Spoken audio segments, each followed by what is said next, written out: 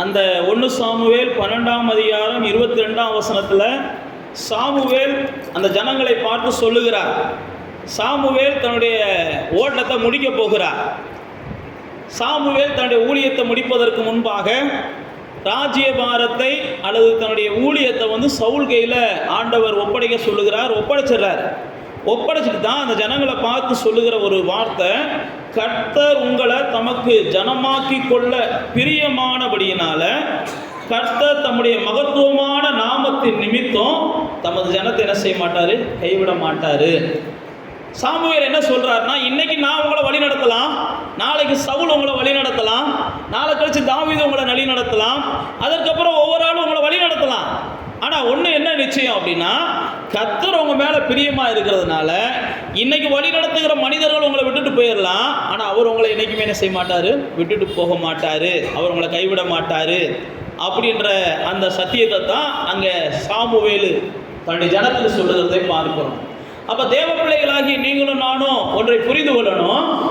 நீங்களும் நானும் இந்த இடத்துல வந்திருக்கிறதும் நானும் நீங்களும் இந்த தேவனை தெரிந்து கொண்டதற்கு முதல் காரணம் என்னன்னா, தேவன் நம்மை நேசிக்கிறபடியினால அவரை தெரிந்து கொள்ளக்கூடிய ஒரு பாக்கியத்தை நமக்கு என்ன செஞ்சிருக்கிறார், தந்திருக்கிறார். அவர் நம்ம மேல பிரியமா இருக்கிறதுனால தான் நாம என்ன செஞ்சிருக்கிறோம்னா ஒரு பிரித்தெடுக்கப்பட்ட மனிதர்களாக இங்க உட்கார்ந்துருக்கிறோம். அவர் நம்ம மேல பிரியமா இல்லைன்னா நாம ஒரு பிரித்தெடுக்கப்பட்ட மனிதர்களாக இன்னைக்கு நம்ம மாறி இருக்க மாட்டோம்.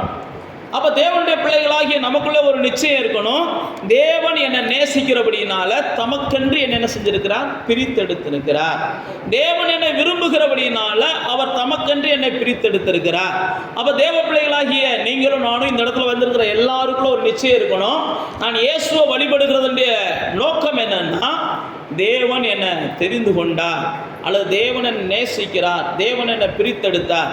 அதனால தான் யோவான் 3ஆம் அதிகாரம் 16ஆம் வசனம் சொல்லும்போது சொல்லுது, அன்பு கூர்ந்ததுனால ஒருவரும் கெட்டு போகக்கூடாதுன்னு சொல்லி என்ன செஞ்சாரா, குமாரனை அனுப்பினார். ஒருவரும் கெட்டு போகக்கூடாது என்பதற்காக குமாரனை அனுப்பினார். 3:16 நம்ம எல்லாருக்கும் தெரிந்தபடினால. ஏன் அப்படின்னா அவர் அன்பு கூர்ந்தார். அன்பு கூர்ந்ததுனால தான் நம்ம கெட்டு போகக்கூடாதுன்னு ஒரு என்ன செஞ்சார், ஒரு முயற்சியை பண்ணுகிறார். நம்ம எல்லாம் கெட்டு போகக்கூடாதுன்னு ஒரு முயற்சியை பண்ணிக்கொண்டா அந்த முயற்சியினால தான் இன்றைக்கி நாம் என்ன செஞ்சுருக்கிறோம், இந்த இடத்துல அமர்ந்திருக்கிறோம். இதைத்தான் சாமுவேல் அந்த இஸ்ரவேல் ஜனங்களுக்கு சொல்லுகிறாரு, எப்பா உங்களை கர்த்தர் நேசித்தபடினால உங்களை எல்லாம் என்ன செஞ்சிருக்கிறாருன்னா ஒரு தேசத்தில் கொண்டு வந்து வச்சிருக்கிறார். உங்களை நேசித்தபடினால உங்களை ஒரு குடும்பத்தில் கொண்டு வந்து வைத்திருக்கிறார்.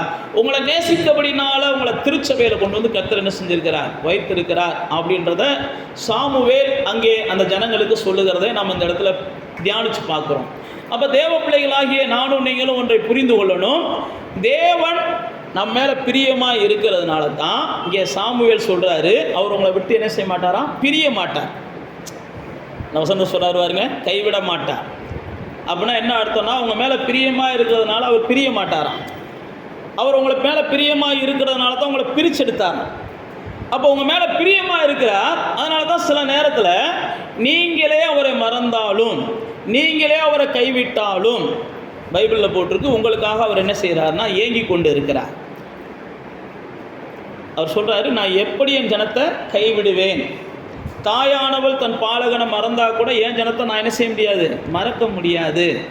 அப்போ நீங்கள்லாம் மறுபடியும் பிறந்தவர்கள், தேவனுக்குள் பிறந்தவர்கள், தேவனாலே பிறந்தவர்கள், தேவனுக்காக பிறந்தவர்கள். நீங்கள்லாம் தேவனாலே பிறந்தவர்கள், தேவனுக்காக பிறந்தவர்கள். தேவன் உங்கள் மேலே பிரியமாக இருந்ததுனால தான் நீங்கள்லாம் மறுபடியும் பிறந்திருக்கிறீங்க. தேவன் உங்கள் மேலே பிரியமாக இருந்ததுனால தான் உங்களெல்லாம் பிரித்தெடுத்திருக்கிறார். தேவன் உங்கள் மேலே பிரியமாக இருக்கிறதுனால தான் நான் சொன்னபடி உங்களை விட்டு பிரியாமல் இருக்கிறார். அதனால தான் வேதத்தில் பல இடங்களில் போட்டிருக்குது, அவர் உறங்குவதும் இல்லை, தூங்குவதும் இல்லை, அவர் உன்னை கைவிடுவதும் இல்லை, உன்னை விட்டு விலகுவதும் இல்லை. இதெல்லாம் ஏன் சொல்கிறாருன்னா, உங்கள் மேலே அவர் பிரியமாக இருக்கிறார். அந்த பிரியமாக இருக்கிற ஒரே காரணத்தினால தான் உங்கள்கிட்ட என்ன செய்கிறாருன்னா உங்களை விட்டு பிரியாமல் இருக்கிறார் அப்படின்றத இங்கே சாமுவேல் தன் ஜனத்துக்கு சொல்லுகிறார். நான் உங்களை விட்டு பிரிஞ்சு போயிடலாம், அல்லது சவுல் உங்களை விட்டு பிரிஞ்சு போயிடலாம், நாளைக்கு வருகிற மனிதர்கள் உங்களை விட்டு பிரிந்து போயிடலாம், இன்னைக்கு உங்களோடு வாழுகிற கணவன் உங்களை விட்டு பிரியலாம், இன்னைக்கு உங்களோடு வாழுகிற மனைவி உங்களை விட்டு பிரியலாம், உங்களுடைய பிள்ளைகள் பிரியலாம், உடன் பிறந்தவங்க பிரியலாம். ஆனால் தேவன் மாத்திரம்தான் நீங்கள் பிறந்த நாள் முதற்கொண்டு இந்த பூமியை விட்டு போகிற நாள் வரைக்கும் உங்களோட என்ன செய்கிறார், பிரியாமல் இருக்கிறார். போனதுக்கு அப்புறம் என்ன செஞ்சிடறாரு, அவர் அவங்கள கொண்டு போய் அவரோடு கூட வைத்துக் கொள்ளுகிறார், உங்களை அவரோடு கூட வைத்துக் கொள்ளுகிறார்.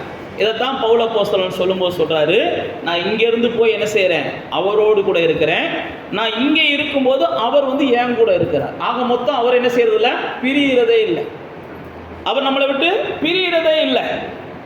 நல்லா தெரிந்து கொள்ளுங்க, இந்த குடும்ப உறவுகள் எல்லாம் பூமியில் மட்டும்தான் மனுஷனுக்கு. இந்த பூமியை விட்டுட்டு போனதுக்கு அப்புறம் அங்கே தேவனோடு மட்டும்தான் மனுஷனுக்கு உறவு. அங்கே ஆண் என்றும் இல்லை, பெண் என்றும் இல்லை. அங்கே எந்த ஒரு சிருஷ்டிக்கும் தேவனுடைய சாயல் மட்டும்தான் இருக்கும். எல்லாருக்கும் ஆணாக இருந்தாலும் பெண்ணாக இருந்தாலும் பூமியில் தான் இங்கே எல்லாருமே இந்த உறவுகள் எல்லாம். அங்கே போயாச்சுன்னா எல்லாரும் சமம். அங்கே யாருக்குமே கீழானவர்கள் கிடையாது, மேலானவர்கள் கிடையாது. அங்கே வாலிபர்கள் யாரும் கிடையாது, வயசானவங்க யாரும் கிடையாது. அங்கே எல்லாரும் தேவனை போல தேவனுடைய சாயலாக தேவனுடைய ரூபத்தில் நாம் மரித்ததற்கு அப்புறம் வாழ போகிறோம். ஏன் இதை நான் உங்களுக்கு சொல்லுகிறேன்னா, தேவன் உங்கள் மேலே பிரியமாக இருக்கிறதுனால அப்படிப்பட்ட ஒரு பாக்கியமான வாழ்வை உங்களுக்கு என்ன செய்கிறாருன்னா பரிசாக கொடுக்குறார். என்றைக்கும் மரிக்காத ஒரு வாழ்க்கை, என்றைக்கும் வயதாகாத ஒரு வாழ்க்கை, எந்த தீங்கும் இல்லாத வாழ்க்கை. பைபிளில் போட்டிருக்கு, அங்கே வருத்தமும் இல்லை, பசியும் இல்லை, உஷ்ணமும் இல்லை, அங்கே எதுவுமே கிடையாது, வியாதி இல்லை, அங்கே போராடுறதுக்குலாம் ஆள் கிடையாது, தீங்கு செய்வார் இல்லை. ஏசையா சொல்லும்போது சொல்கிறான், சின்ன பிள்ளை என்ன செய்யும், பாம்பு புத்துக்குள்ளே பாம்பு எடுத்து விளையாடும். சிங்கங்களோட விளையாடுறதுக்கு ஆடு மாடுகள்லாம் விளையாண்டாலும் சேதம் இருக்காது. அப்படிப்பட்ட ஒரு பாக்கியமான உலகத்துக்கு தேவன் நம்மை கொண்டு போவதற்காகவே அவர் என்ன செஞ்சிருக்கிறார், நம்மளை பிரித்தெடுத்திருக்கிறார். இதைத்தான் இங்கே சாமுவேல் சொல்லுகிறார், ஏப்பா உங்களை எல்லாம் உங்கள் மேலெல்லாம் அவர் பிரியமாக இருக்கிறாரு, அதனால் உங்களை விட்டு அவர் என்ன செய்ய மாட்டார், பிரியவே மாட்டார். ஆனால் நீங்கள் என்ன செய்யலாம், அவரை விட்டு பிரியன்னா பிரியலாம். நீங்கள் அவரை விட்டு பிரியன்னா பிரியலாம். நீங்கள் அவரை விட்டு பிரிய விரும்புகிறீங்க அப்படின்னு அவர் தடுக்க மாட்டார். நீங்கள் எல்லாம் தெரிஞ்சுக்கோங்க, நீங்கள் அவரை விட்டு பிரிய விரும்புகிறீங்க, ஆண்டவரே நான் உங்களை விட்டு பிரிய விரும்புகிறேன் அப்படின்னா சந்தோஷமாக அவர் என்ன செய்ய மாட்டார், சந்தோஷம்ன்றதை காட்டிலும் உங்கள்கிட்ட சண்டை போட மாட்டார். நீங்கள் பிரிய விரும்பினா பிரிய விரும்பலாம், ஆனால் அவர் ஒருபோது உங்கள் மேலே என்ன செய்யறதில்ல, பிரிய விரும்புகிறதே இல்லை. உங்கள் மேலே குற்றமே இருந்தால் கூட அந்த இடத்துல பாருங்கள், அழகாக அங்கே ஒரு வார்த்தையை ஆவியானவர் எழுதி வச்சிருக்கிறாரு. 21 வசனம் வாசிங்க.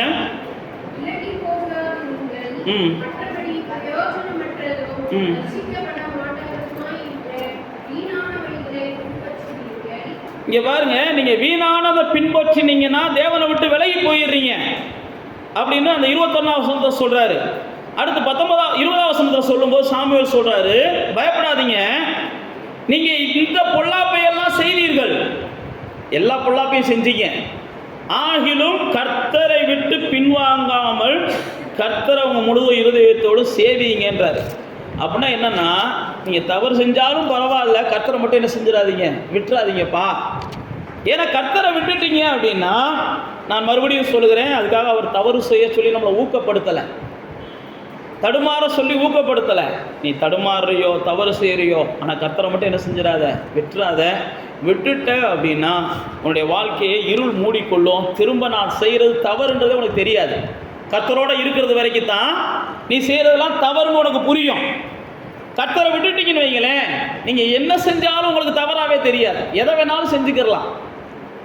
அப்போ தேவ பிள்ளைகளே, அதனால தான் இங்கே சாமுவேல் சொல்கிறாரு, எப்பா நீ இது வரைக்கும் பொல்லாப்பானதை செஞ்ச, ஆனாலும் அவர் என்ன செய்யலை, உன்னை விடலை. ஏன்னா உன்னை நேசிக்கிறார், உன் மேலே பிரியமாக இருக்கிறார். உன் மேலே பிரியமாக இருக்கிறதுனால தான் உன்னை விட்டு அவர் பிரிகிறதுக்கு அவர் என்ன செய்கிறதில்ல, விரும்புகிறதே இல்லை.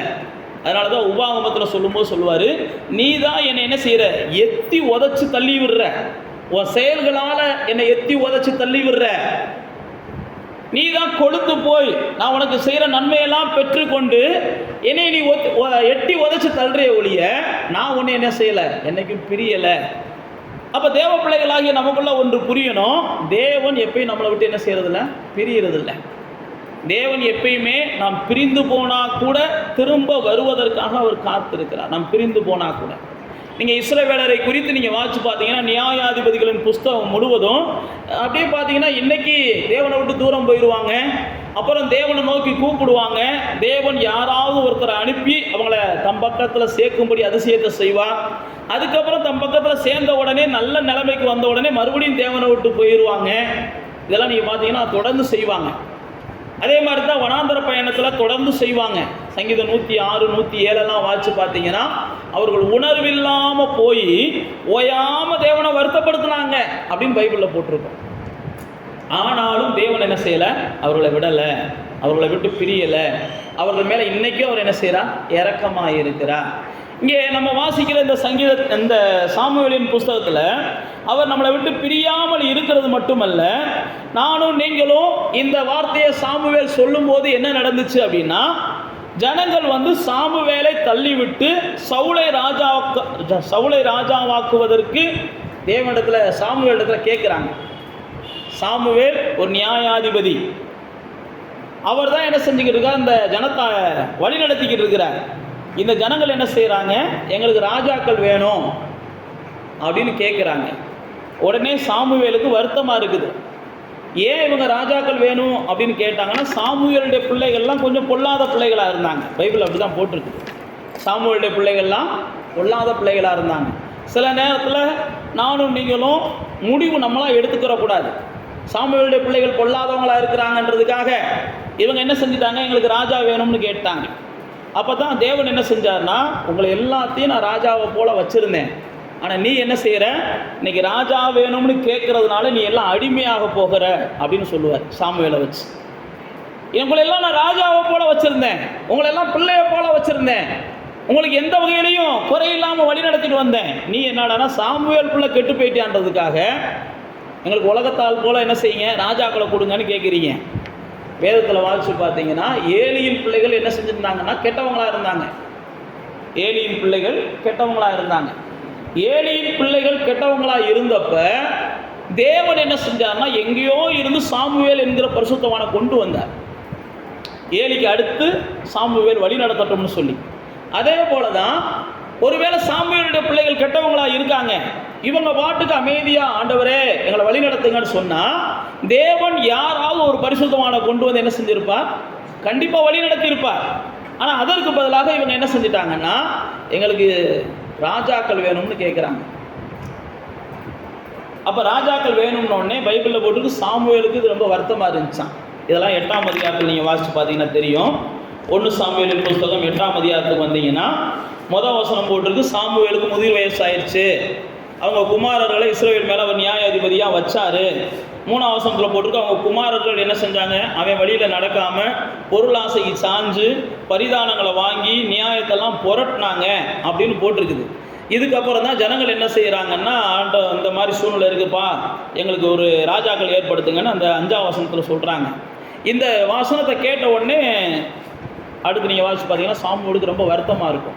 ஆனால் ஆண்டவர் என்ன செய்வார்னா, இந்த ஜனங்கள் சொல்கிறத செய்யும்பார்.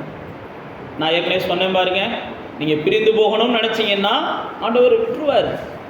இல்லை நீங்கள் என்னை ஆள வேண்டாம் ஆண்டவரே, நீங்கள் ஆள்றதுக்கு போல என்னை இவங்க ஆளட்டும், என்னை அவங்க ஆளட்டும்ட்டிங்கன்னா விட்டுருவார். ஆண்டவரே நீங்கள் சொல்கிற ஆலோசனைகளை காட்டிலும் இந்த குறி சொல்கிறவங்க சொல்கிற ஆலோசனை எனக்கு நல்லதாக தெரியுது, நீங்கள் சொல்கிற ஆலோசனையை காட்டிலும் இந்த ஜாதகம் பார்க்குறவங்க சொல்கிற எனக்கு ஆலோசனை நல்லதாக தெரியுது அப்படின்னு சொன்னீங்கன்னா ரைட், நீ போய் பார் அப்படின்னு தான் விடுவார். உடனே ஆண்டவர் பிழையாமுக்கு முன்னாடி நின்னது மாதிரி உங்களுக்கு முன்னாடிலாம் நிற்க மாட்டார். பிழையாமுக்கு முன்னாடி கூட நின்று அவனுக்கு என்ன செஞ்சார், புத்திமதி சொல்லித்தான் அனுப்பி வச்சார். அப்போ தேவ பிள்ளைகளாகிய நானும் நீங்களும் ஒன்றை புரிந்து கொள்ளணும். இங்கே சாமுவேல்கிட்ட தேவன்கிட்ட சாமுவேல் சொல்கிறான், ஆண்டவரே இந்த ஜனங்கள் என்ன செய்கிறாங்க, ராஜாக்கள் வேணும்னு கேட்குறாங்க. உடனே தேவன் என்ன செய்கிறாரு, அவங்க சொல்கிறத செய்கின்றார். புரியுதா நான் சொல்கிறது? சில நேரத்தில் நீங்கள் என்ன சொன்னாலும் உங்கள் மனசுக்கு எது விரும்புதோ அதை நீங்கள் செய்கிறதுக்கு கர்த்தர் என்ன செஞ்சிடறாருன்னா விட்டுறாரு. நல்லதா கெட்டதா ரெண்டாவது. நீங்கள் அதனால் பாதிக்கப்பட்டு அதனால் வேதனைப்பட்டு, அதான் நான் உங்களுக்கு மறுபடியும் சொல்லுகிறேன், கர்த்தருடைய சத்தத்தை கேட்காம ஒரு தீர்வை நீங்கள் ஏற்படுத்துனீங்கன்னு வைங்களேன், கர்த்தருடைய சத்தத்தை வழிநடத்துதல் இல்லாமல் ஒரு தீர்வை நீங்கள் தேடுனீங்கன்னு வைங்களேன், அந்த தீர்வு உங்களுக்கு வேதனை தரக்கூடியதாக தான் இருக்கும். அந்த தீர்வு உங்களை இன்னும் கொஞ்சம் என்ன செய்யும், அடிமையாக்குகிறதா தான் இருக்கும். இந்த ஜனங்களை தான் செஞ்சாங்க. கர்த்தர் இவங்க மேலே அன்பாக இருக்கிறார், கர்த்தர் இவங்க மேலே பிரியமாக இருக்கிறார். கர்த்தர் இவங்க மேலே பிரியமாக இருந்தாலும், கர்த்தர் இவங்களை பிரியாமல் இருந்தாலும், இவங்க என்ன செய்கிறாங்க, சாமுவேலுடைய பிள்ளைகளை பார்த்துட்டு சாமுவேலுக்கு அப்புறம் நம்மளை நடத்துறது யாரு அப்படின்ற ஒரு முடிவுக்கு வர்றாங்க. நான் தான் ஏற்கனவே சொன்னேன் பாருங்க, ஏலியுடைய பிள்ளைகள் கெட்டவங்க தான். ஆனால் ஏலியுடைய பிள்ளைகளுக்கு அப்புறம் தேவன் என்ன செஞ்சார், இவங்களை நடத்துறதுக்கு சாமுவேலை கொண்டு வந்தார். அதே மாதிரி சாமுவேலுடைய பிள்ளைகள் கெட்ட பிள்ளைகளாக இருந்திருந்தாங்கன்னா அவங்கள நடத்துறதுக்கு கர்த்தர் யாரையாவது கொண்டு வந்திருப்பார். அப்போ சில நேரத்தில் கர்த்தருடைய சத்தத்தை செவி கொடுப்பதை காட்டிலும் நம்முடைய சத்தத்துக்கு கர்த்தர் செவி கொடுக்கணும் நம்ம நினைக்கிறோம். கர்த்தர் என்ன சொல்லுகிறார் அப்படின்னு நம்ம கவனிக்கிறதை காட்டிலும் நான் என்ன சொல்கிறேனோ அதை நீங்கள் கவனிங்க அப்படின்ற அளவுக்கு கர்த்தரை நம்ம நிர்பந்தம் பண்ணுகிறோம். அதனுடைய விளைவு நான் தான் சொல்கிறேன் பாருங்க, நீங்கள் சொல்கிறத கர்த்தர் செய்வார். நீங்கள் போகிற போக்கில் போங்கன்னு கர்த்தர் விடுவார். எதையும் ஆண்டவர் என்ன செய்ய போகிறதில்ல, தடுக்க போகிறதில்ல. நான் தான் சொல்கிறேன் பாருங்க, உங்களை சுயாதீனமாக தான் கர்த்தர் வச்சிருக்கிறார். நீங்கள் கர்த்தருக்கு அடிமையாக இருக்கிறத கர்த்தர் விரும்புகிறது இல்லை. நீங்கள் கர்த்தருடைய பிள்ளைகளாக இருக்கிறீங்க, கர்த்தருடைய பார்வையில் அவருடைய சாயலாக இருக்கிறீங்க. அப்போ நீங்கள் நல்லதை செய்யணும்னாலும் கர்த்தர் என்ன செய்வார், துணையாக இருந்து செய்ய வைப்பார். நீங்கள் கெட்டதை செய்ய போகிறீங்கன்னா கூட கர்த்தர் தூரத்துலேருந்து வேடிக்கை பார்ப்பார். ஆக மொத்தம் எதை வேணாலும் நீங்கள் செய்யலாம். உங்களுக்கு அந்த உரிமையை கர்த்தர் கொடுத்துருக்கிறார். அதனால தான் சில நேரத்தில் நாம் என்ன செய்கிறோம், நான் தான் இது செய்ய போகிறது, பாவம் தெரியுதுல, கர்த்தர் தடுத்தா என்ன அப்படிலாம் நம்ம பேசுவோம். இதெல்லாம் அதிக பிரசங்கித்தனமான பேச்சு. இப்படிலாம் கர்த்தர் செய்ய மாட்டார். ஆதாமே அவர் தடுக்கலை. முதல் மனுஷன் ஆதாம் நினச்சிருந்தா என்ன செஞ்சுருக்கலாம், கனியை ஆண்டவர் பறிக்க போகும்போது, ஏவாள் பறிக்கும் போது ஏவாளுடைய கையை என்ன செஞ்சுருக்கலாம், பட்டுன்னு முடக்கியிருக்கலாம். கர்த்தர் நினச்சா அவரால் முடியாதுலாம் கிடையாது. சில மாயாஜலங்கள் படங்களில் காமிக்கிறது மாதிரி அந்த கனி எட்டாமல் அப்படியே கொஞ்சம் கொஞ்சமாக கூட கர்த்தர் நினச்சா தூக்கிட்டே போயிருக்கலாம். நான் அப்படிலாம் கர்த்தர் செய்ய மாட்டார். ஏன்னா கர்த்தர் மனுஷனை என்ன செய்கிறான்னா என்னைக்கு ராஜாவாக தான் பார்க்குறார். மனுஷனை என்றைக்குமே அவர் சுயாதீனம் உள்ளவனாக தான் பார்க்குறார். மனுஷனை எப்பயுமே தேவனுக்கு சமமானவனாகத்தான் கர்த்தர் பார்க்கிறார். உங்களையும் சரி என்னையும் சரி கர்த்தர் பிரித்தெடுத்து நம்ம மேலே பிரியமாக இருக்கிறத வெளிப்படுத்துகிறார். அவர் நம்மளை பிரித்தெடுத்து நம்மளை விட்டு பிரியாமல் இருக்க விரும்புகிறார். அப்போ தேவ பிள்ளைகளாகிய இங்கே பாருங்க, சாமுவேல் அவங்க கேட்ட உடனே ஆண்டவர் சொல்கிறார் சாமுவேல்கிட்ட, அந்த ஜனங்கள் என்ன சொல்கிறாங்களோ அதை செய்வான் அப்படின்றார். அந்த 7ஆம் வசனம் போட்டு பாருங்க. அப்பொழுது கர்த்தர் சாமுவேலை நோக்கி, ஜனங்கள் உள்ளத்தில் சொல்வதெல்லாவற்றையும் அவர்களுடைய கேள். அவர்கள் உன்னை தள்ளிவிடலை, அவர்கள் நான் அவர்களை ஆளாதபடிக்கு என்னையத்தான் அவங்க தள்ளி விட்டாங்கன்றார். பாருங்க, இவரை தள்ளி விடுறத கூட அவர் ஏற்றுக்கிறார்.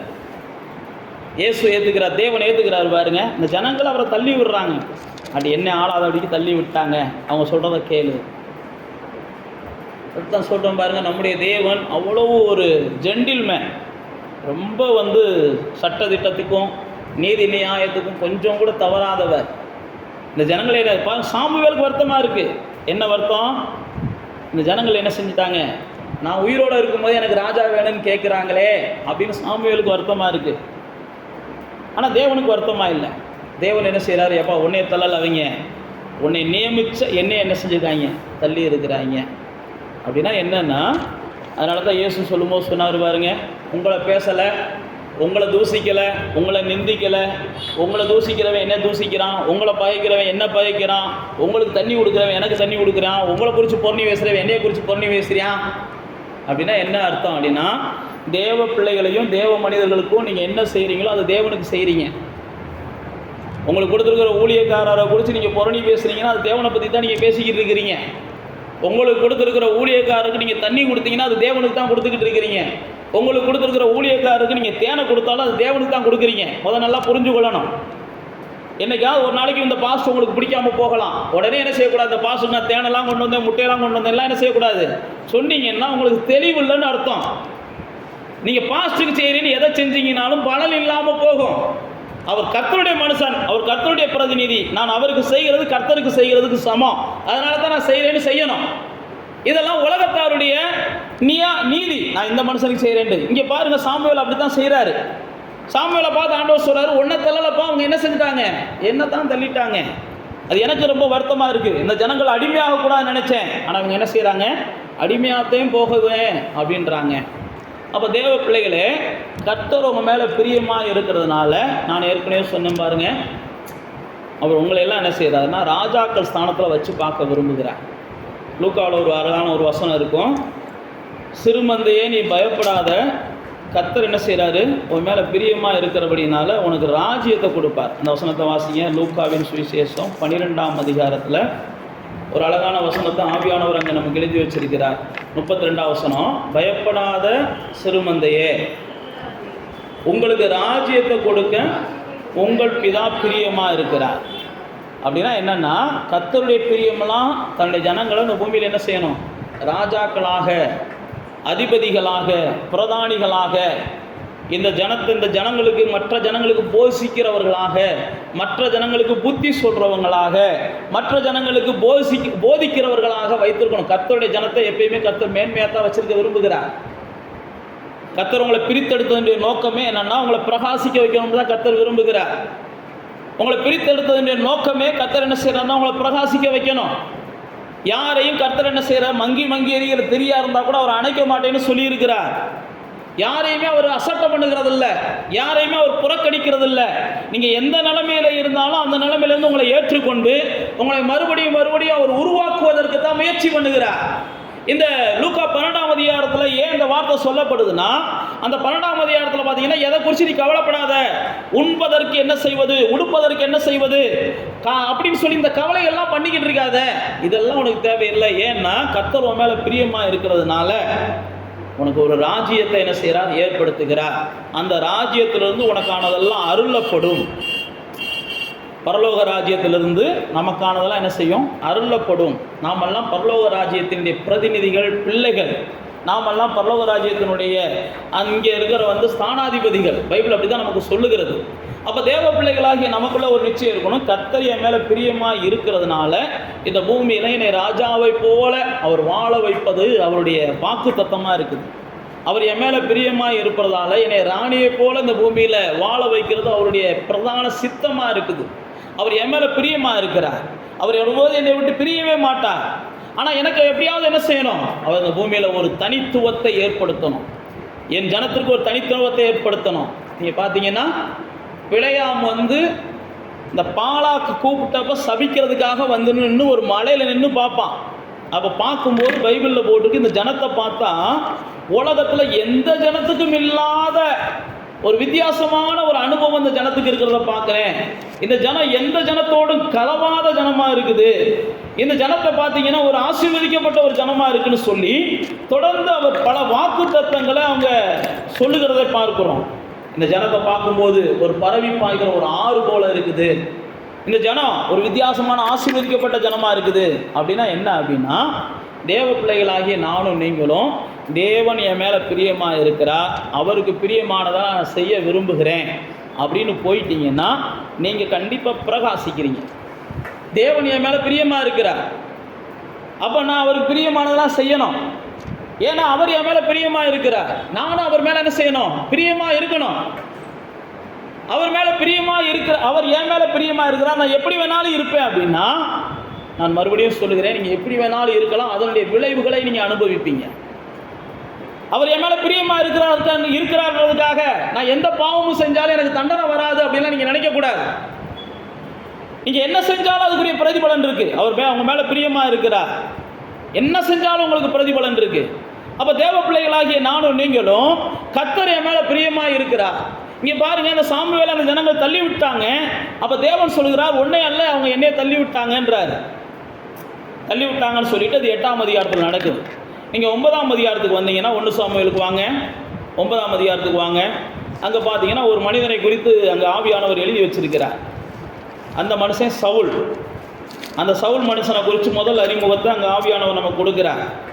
அந்த சவுல் யாருன்னா, ஒரு பெரிய நல்ல குடும்பத்தை சார்ந்தவன், நல்ல பொருளாதாரத்தில் நல்ல நிறைந்த குடும்பம். அன்றைக்கே வேலைக்காரங்க இருந்திருக்கிறாங்க, அன்றைக்கே ஒட்டகங்கள், கழுதைகள் போன்ற மிருக ஜீவன்கள் இருந்திருக்குது சவுல் வீட்டில். கர்த்தர் உங்களை உயர்த்தணும் அப்படின்னா, நான் மறுபடியும் சொல்லுகிறேன், கர்த்தர் என்னை உயர்த்தணும், கர்த்தர் என்னை ஆசீர்வதிக்கணும், கர்த்தர் என்னை ராஜாவை போல வைக்கணும் அப்படின்னா நான் நெசக்கூடாது, மங்குனல்ல, நான் மந்தமாக இருக்கக்கூடாது. மந்தமாக இருக்கிறவங்கள கர்த்தர் என்ன செய்ய முடியாது? மகிமைப்படுத்தவே முடியாது. புரியுதா நான் சொல்கிறது? ஏதோ தின்னோம் தூங்கணும், ஆனால் கர்த்தர் மட்டும் என்ன செய்யணும்? ராஜா வாக்கணும் அப்படின்னு நினைக்கிறவங்கள கர்த்தர் செய்ய மாட்டார். இங்கே பாருங்கள், சவுளை குறித்து போட்டிருக்கு, யார் பொறுப்புணர்வோடு இருக்கிறாங்களோ அவங்க கையில் தான் ஆண்டவர் பொறுப்பை கொடுப்பார். யார் உக்கிராவணத்துவத்தோடு செயல்படுறாங்களோ அவங்கள தான் கர்த்தர் உயர்த்துவார். கொஞ்சமாவது பொறுப்பு இருக்குது, கொஞ்சமாவது என்ன செய்கிறாரு, கொஞ்சம் நிதானமாக பொறுப்போட செயல்படக்கூடிய ஆள்னா அவங்க கையில் தான் கர்த்தர் உயர்வை கொடுப்பார். இங்கே சவுலோட கழுதை தொலைஞ்சு போகுது. சவுலோட வீட்டில் வேலைக்காரங்க இருக்கிறாங்க, சவுலோட வீட்டில் மற்றவங்களாம் இருக்கிறாங்க. ஆனால் அந்த சவுலுக்கு என்ன ஆசை? அந்த தொலைஞ்சு போன கழுதை எப்படியாவது என்ன செய்யணும்? தேடி கண்டுபிடிக்கணும். இப்போ தேடி சவுல் போகிறதுனால தான் அவரை தேடி ராஜ்யபாரம் வந்ததாக நம்ம வேதத்தில் வாசிக்கிறோம். சவுல் மட்டும் தேடி போகாமல் இருந்திருந்தார்னா அவர் ராஜாவாக மாறி இருக்க மாட்டார். அப்போ கர்த்தர் என் மேலே பிரியமாக இருக்கிறார், எனக்கு என்னை ராஜாவா வைக்க விரும்புகிறாரு. கர்த்தர் என் மேலே பிரியமாக இருக்கிறார், என்னை ராஜாவா வைக்க விரும்புகிறாருன்னா நான் என்ன செய்யணும்? கொஞ்சம் பொறுப்போட வாழ பழகணும். கொஞ்சமாவது பொறுப்போட நான் வாழ்ந்தால் தான் எனக்கான உயர்வு நிச்சயமாக தேவனிடத்துலேருந்து என்ன செய்யும்? வரும். பொறுப்பு இல்லாதவங்களை, சோம்பேறிகளை பைபிள் அப்படி தான் போட்டிருக்கு. விரும்பினதெல்லாம் அவங்களுக்கு கிடைக்காது. ஊதாரிகளை, ஏதோ ஏனோ தானம்னு வாழ்கிறவங்கள அப்படிலாம் கர்த்தர் அவங்களெலாம் நம்புறதே கிடையாது. அவங்கள என்ன செய்வார்? கஞ்சி ஊற்றி அடிமைகளில் வேணா நீ அடிமை, எவனுக்கா ஒருத்தருக்கு அடிமையாக இருந்திருப்போம் அப்படின்னு விட்டுருவார். இங்கே சவுலோட வாழ்க்கையை பாருங்க. கர்த்தர் இந்த ஜனத்திற்கு ஒரு ராஜாவை தேடுறாரு. இந்த ராஜாவை தேடும்போது இவன் கழுதையை தேடிக்கிட்டு இருக்கிறான். ராஜாவை தேடுகிறவனை, ராஜாவை தேடுகிற ஜனங்களுக்கு கழுதையை தேடுகிறவனை கொண்டு போய் என்ன செய்கிறான்? கர்த்தர் ராஜாவை வைக்கிறார். தாவீது அதுதான் சொல்கிறான், நான் என் ஆடுகளை காப்பாற்றுவதற்காக என் உயிரை கூட கொடுக்க நான் ரெடியாக இருந்தேன்றான். இயேசு அதுதான் சொல்கிறார், நான் நல்ல மேய்ப்பன், என் ஆடுகளுக்காக என்ன செய்வேன்? நான் ஜீவனை கூட கொடுப்பேன். இயேசு அதுதான் சொல்லுகிறார். வேலைக்கு கூலிக்கு ஆடு மேய்க்கிறவன் தான் என்ன செய்வான்? ஆபத்து வந்த உடனே ஆடுகளை விட்டுட்டு போயிடுவான் அப்படின்றார். ஆனால் இங்கே பாருங்கள், அழகாக சொல்லுது, இந்த சவுல் கழுதையை தேடி போகிறான். கழுதையை தேடி போகிறான்னா பைபிளில் போட்டுருக்கு, கிடைக்கிறது வரைக்கும் தேடணுன்ற மனநிலையில் இருக்கான். பொறுப்புள்ளவங்க யாருன்னா, தொலைச்சதை எப்படியாவது கண்டடையணும் அப்படின்றத கண்டடைகிறது வரைக்கும் என்ன செய்யணும்? அதான் பொறுப்புள்ளவங்க. நானும் பாஸ்டர் சொன்னார் முயற்சி பண்ணி பார்ப்போம் அப்படின்னு சொல்லி இங்கேருந்து டிஎல்சி வரைக்கும் நடந்து போயிட்டு திரும்பி வர்றவங்க இல்லை. ஏதோ பொறுப்போடு இருக்கணுன்றாரில் இன்னிருந்து என்ன செய்வோம்? பொறுப்போடு இருப்போம்னு சொல்லிட்டு போனோடனே 1 மணி நேரத்துக்கு மட்டும் பொறுப்போடு இருந்துட்டு மறுநாள் 1 மணி நேரம் கழிச்சு தூங்கி எந்திரிச்ச உடனே என்ன செஞ்சிடக்கூடாது? பழைய மனுஷனாக வாழ்ந்துடக்கூடாது. எந்த காரியத்தையும் நாம் செய்யும்போது என்ன செய்யணும்? அதை செய்து முடிக்கிறது வரைக்கும் அதில் நமக்கு ஒரு பக்குவம் வேணும். இங்கே பாருங்கள், கண்டடைகிறது வரைக்கும் சவுல் தேடுகிறார். தேடுகிற நேரத்தில் தான் அந்த வேலைக்காரன் சொல்கிறான் பாருங்க, எப்பா நம்ம இவ்வளோ தூரம் தேடி வந்துட்டோம், எங்கேயோ போய் பார்த்துட்டோம், எதுவுமே கிடைக்கல. அப்போ இந்த கிடைக்காத சூழ்நிலையில் அந்த 5ஆம் வசனம் போட்டிருக்கு, சவுல் தன்னோடு இந்த வேலைக்காரனை நோக்கி, என் தகப்பன் கழுதையின் மேல் உள்ள கவலையை விட்டுட்டு நமக்காக கவலைப்படாதபடிக்கு என்ன செய்வோம்? திரும்பி போவோம் வான்றார். கவனிக்கணும், நீங்கள் இவர் கழுதையை தேடி போனவர் தான். பொறுப்பு இருக்குதான், பொறுப்பு இருக்குன்றதுக்காக பிள்ளைகளை கவனிக்க மாட்டேன். இல்லை நான் என்ன செய்யணும்? டிஎன்பிசிக்கு படிக்கிறேன், பேசாமல் இரு, நான் இந்த அடையணும், அந்த கனவு அடையணும், இதை அடையணும், நான் ஒரு பொறுப்போடு இருக்கேன்னு சொல்லிட்டு மற்றவங்களை உதாசீனப்படுத்துகிறது பொறுப்பு கிடையாது. நான் பொறுப்போடு இருக்கிறேன்னு சொல்லிட்டு மற்றவங்களை காயப்படுத்துகிறது பொறுப்பு கிடையாது. நான் தான் இந்த வேலையில் எப்படியாவது இதை நான் செய்து முடிக்கணுன்ற தீவிரத்தோடு இருக்கேன்ல, எனத்துக்கு நீ சொல்ல பண்ணுறீங்க அப்படின்னு சொல்லி மற்றவங்களை என்ன செய்யக்கூடாது? புரிஞ்சுக்கிறாமல் நடக்கிறது பொறுப்பு இல்லை. சில நேரத்தில் அப்படி தான் போயிடுவாங்க. பொறுப்புனா நம்ம உடனே என்ன செஞ்சிடுவோம்? எல்லாத்தையும் எவனும் என்ன நினச்சிட்டு போறியான் அப்படின்னு நினைக்கக்கூடாது. இங்கே பாருங்க, அழகா சவுல் என்ன செய்கிறான்? அப்போ நம்ம இவ்வளோ தூரம் தேடி பார்த்துட்டோம், கிடைக்கல. ஆனால் எங்கள் தகப்பனை என்னையை குறித்து கவலைப்படக்கூடாது, கழுதையை பிரித்த கவலையை காட்டில் என்னையை குறித்த கவலை வந்துடக்கூடாது அப்படின்னு சொல்லி அடுத்த நிமிஷம் என்ன செய்கிறான்? ஒரு நிதானத்துக்கு, தெளிவுக்கு வர்றான். அப்போ தேவ பிள்ளைகளாகி நீங்களும் நானும் ராஜாவாக மாறணும்னா பொறுப்பு அவசியம். 2வது மற்றவங்களையும் என்ன செய்யணும்? புரிஞ்சு கொள்ள தெரியும். நம்ம குடும்பத்தில் இருக்கவங்களையும் புரிஞ்சு கொள்ள தெரியும். குடும்பத்தில் இருக்கவங்களையே புரிஞ்சு கொள்ள தெரியாத உங்கள்கிட்ட கர்த்தர் மற்றவங்களை கொடுத்தாருன்னா அவ்வளோதான், செதைச்சு போட்டுருவீங்க. அதனால் நீங்கள் கொஞ்சமாவது என்ன செய்யணும்? அந்த பக்குவத்துக்கு வரணும். வேதம் என்ன சொல்லுதுன்னா, நீங்கள் தேவனை நேசிக்கிறது மாதிரி மனுஷனை நேசிக்கணும்னு போட்டிருக்கு. நான் மனுஷனெல்லாம் எனக்கு நேசிக்க தெரியாது, நான் தேவனை மட்டும் நேசிப்பேன்னா உங்களுடைய நேசம் தேவனுக்கு முன்பாக அங்கீகரிக்கப்படாது. மனுஷனை நேசிக்க தெரியாதவங்க தேவனை நேசிக்கிறதே தேவன் ஒருபோதும் என்ன செய்கிறதில்ல? அங்கீகரிக்கிறது இல்லை. தேவனை நேசிக்கிறது நீங்கள் உண்மைன்னா முதல்ல உங்களை சுற்றிலும் இருக்கிற மனிதர்களை நேசிக்கணும். எங்களை சுற்றிலும் இருக்கிற மனிதர்களை எங்களால் நேசிக்கவே முடியாது அப்படின்னா நான் மறுபடியும் சொல்லுகிறேன், நீங்கள் நிச்சயமாக என்ன செய்கிறீங்க? வசனத்துக்கு முரண்பட்டு வாழ்கிறீங்கன்னு அர்த்தம். தேவனை நேசிக்கிறவன் என்ன செய்யணும்? மனுஷனை நேசிக்கணும். அதுதான் வேதத்தில் ஆண்டவர் கொடுத்த 2 பிரதான கற்பனை. உன்னை போல நீ என்ன செய்? பிறனை நேசி. அதுக்கப்புறம் நீ உன் தேவனை நேசி. நான் எவனையுமே எனக்கு நேசிக்க தெரியாது. நான் மறுபடியும் சொல்லுகிறேன், இப்படிப்பட்ட சிந்தைகள்லாம் நம்முடைய உயர்வை தடுக்கும். தேவன் நம்ம மேல் வைத்துக்க திட்டங்களை நிறைவேற்றுவதற்கு அதெல்லாம் தடையாக இருக்கும். தேவனை நேசிக்க தெரிஞ்ச நமக்கு மனுஷனை நேசிக்க தெரியும். தேவனை நேசிக்க தெரிஞ்ச நமக்கு மனுஷனை நேசிக்க தெரியலை அப்படின்னா நாம் இன்னும் என்ன செய்யணும்னா செல்லாத காசாக இருக்கிறோம். ஒரு பக்கம் 1 ரூபா இருக்குது, இன்னொரு பக்கம் ராஜா இல்லை. ஒரு பக்கம் 10 ரூபா இருக்குது, இன்னொரு பக்கம் ராஜா இல்லை. நல்லா தெரிஞ்சுக்கோங்க, அது செல்லாத காசாக போயிடும். 2 பக்கம் என்ன செய்யணும்? சரியாக இருக்கணும். அதனால தான் ஆண்டவருடைய வசனம் யாக்கோபில் சொல்லும்போது சொல்கிறாரு, நீ தேவனை துதிக்கிற மனுஷனை சவிக்கிற, உன் துதியை எப்படி கர்த்தர் ஏற்றுக்குருவாருன்றாரு. தேவனை துதிக்கிற ஆனால் மனுஷனை சவிக்கிற, நீ பூமியில தான் வாழ்ந்துக்கிட்டு இருக்கிற, மனுஷனையும் என்ன செய்யணும்? நேசிக்கணும். இது யாக்கோபு சொல்கிறாரு. ஒரே ஊற்றுகள்ல இருந்து என்ன செய்யக்கூடாது? தித்திப்பும் கசப்பான தண்ணியும் வந்து அது விளங்காதுன்றாரு. அப்போ தேவனை நேசிக்கிறது நீங்கள் உண்மைன்னா, தேவனோடு நேரம் செலவழிவது உண்மைன்னா, தேவனை அதிகமாக பிரியப்படுத்த விரும்புகிறது உண்மைன்னா, நான் மறுபடியும் சொல்லுகிறேன், மனுஷன் என்ன செய்யுங்க? நேசிக்கிறதுக்கு முயற்சி பண்ணுங்க. மறுபடியும் உங்களுக்கு நான் சொல்லுகிறேன், முதல்ல உங்கள் குடும்பத்துக்குள்ளே உங்களுடைய அன்பை வெளிப்படுத்துங்க. அடுத்து உங்களை சுற்றிலும் இருக்கிற நண்பர்களோடு அல்லது உங்களை சுற்றிலும் இருக்கிற மக்களோடு உங்களுடைய அன்பை வெளிப்படுத்துங்க. இதெல்லாம் நீங்கள் செய்ய முயலும் போது அதற்கான சூழ்நிலைகளை கர்த்தர் உருவாக்கி தர்றார். ஒருவேளை சூழ்நிலை இல்லாமல் இருக்கலாம். நான் தான் சொன்ன பாருங்க, சாமுவேல் பிள்ளைகள் கெட்டு போயிட்டாங்கன்றதுக்காக நீங்கள் என்ன செய்யக்கூடாது? அவ்வளோதான் வாழ்க்கை நினைக்கக்கூடாது. சாமுவேல் பிள்ளைகள் கெட்டு போனாலும் கர்த்தர் ஏதாவது என்ன செய்வார்? நமக்குன்னு ஒரு தலைவரை வச்சுருப்பார். நீங்கள் சூழ்நிலைகளை பார்க்கக்கூடாது. கர்த்தர் நேசிக்க சொல்கிறார், ஆண்டவரே நானும் நேசிக்க விரும்புகிறேன், எனக்கு சூழ்நிலைகளை ஏற்படுத்தி தாங்கப்பா அப்படின்னு நீங்கள் முயற்சி பண்ணி பாருங்கள். நீங்கள் செயல்பட ஆரம்பிச்சிங்கன்னா தான் அவர் உங்களுக்காக செய்து முடிப்பார். நீங்கள் செயல்படாமையேவும் அவரே செய்யட்டும்னீங்கன்னா அவர் ஒன்றுமே செய்ய மாட்டார். நீங்கள் தெரிஞ்சுக்கோங்க, உங்களுக்கு ஒரு அத்தியாவசியமான தேவை வருது. ஆனால் அத்தியாவசியமான தேவையை நீங்கள் செய்ய தவறுனீங்கன்னா, அத்தியாவசியமான தேவையை செய்வதற்கு அல்லது தேவையை செலவழிப்பதற்கு உங்கள் கையில் பொருள் இருக்குது, பொருளாதாரம் இருக்குது.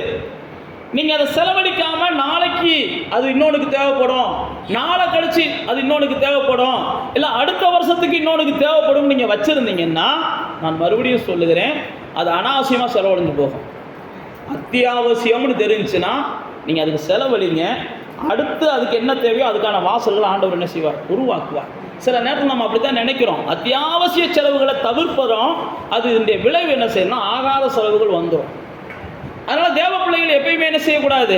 அத்தியாவசிய செலவுகள் இவ்வளோ தாங்க இருக்குது, ஒரு கரண்டி மாவு தான் இருக்குது, பரவாயில்ல நீ சுடு, அது வத்தாதுன்றியா எலியா சொல்கிறான். ஒரு கரண்டி மாவு தான் இருக்குது, அத்தியாவசியம் என்ன, இப்போ பசிக்குது, உனக்கும் பசிக்குது எனக்கும் பசிக்குது, இல்லை நாளைக்கு வேணும், நாளை கழிச்சு வேணும், இப்படிலாம் நினைக்கக்கூடாது. அப்போ தேவ பிள்ளைகளாகிய நீங்களும் நானும் இப்படியெல்லாம் பொறுப்புணர்வோடு இருக்கிறோன்றதுக்காக நாம் சூழ்நிலைகளை புரிஞ்சுக்கிறாமல் செயல்படக்கூடாது. இப்போ பாருங்க, சவுல் பொறுப்புணர்வோடு கழுதையை தேடி போனார், ஆனால் சூழ்நிலைகளை புரிகிறார். சூழ்நிலைகளை புரிஞ்சது மட்டுமல்ல, அந்த வேலைக்காரன்ட்ட பேசுகிறாரு.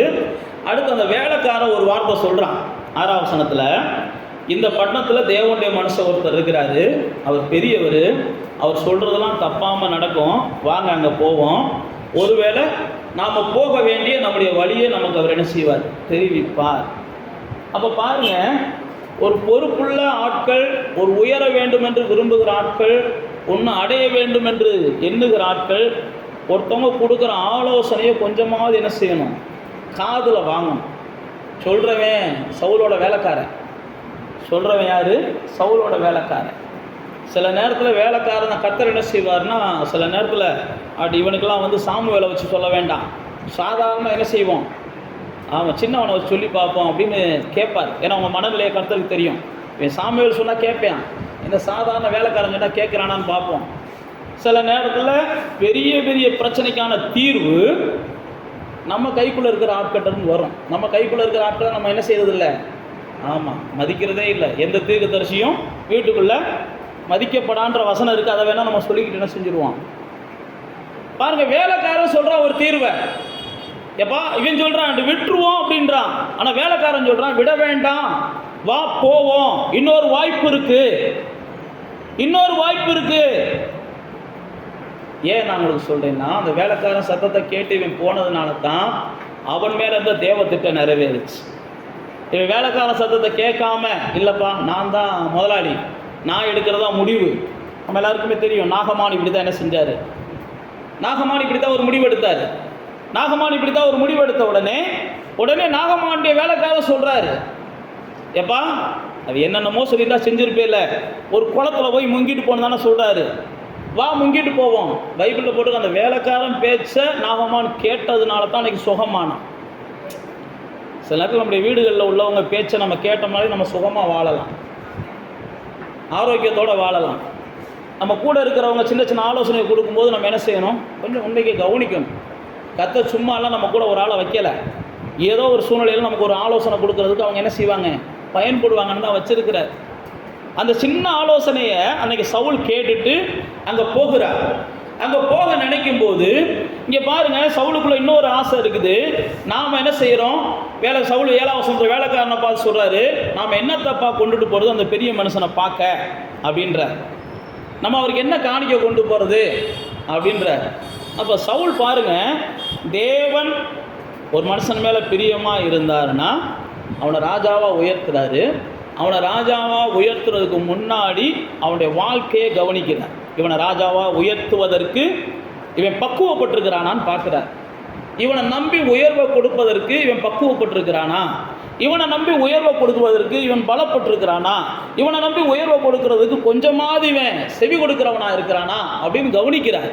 பாருங்க, சாமுவேலுடைய சவுலோட ஒவ்வொரு நடவடிக்கைகளையும் ஆவியானவர் ஏன் எழுதி வச்சிருக்கிறாருன்னா, அவன் அவ்வளவு பக்குவமானவனா இருந்ததுனால தான் இஸ்ரவேலுக்கே முதல் ராஜாவாக தேவனால் அவன் என்ன செய்யறான், உயர்த்தப்படுகிறான்.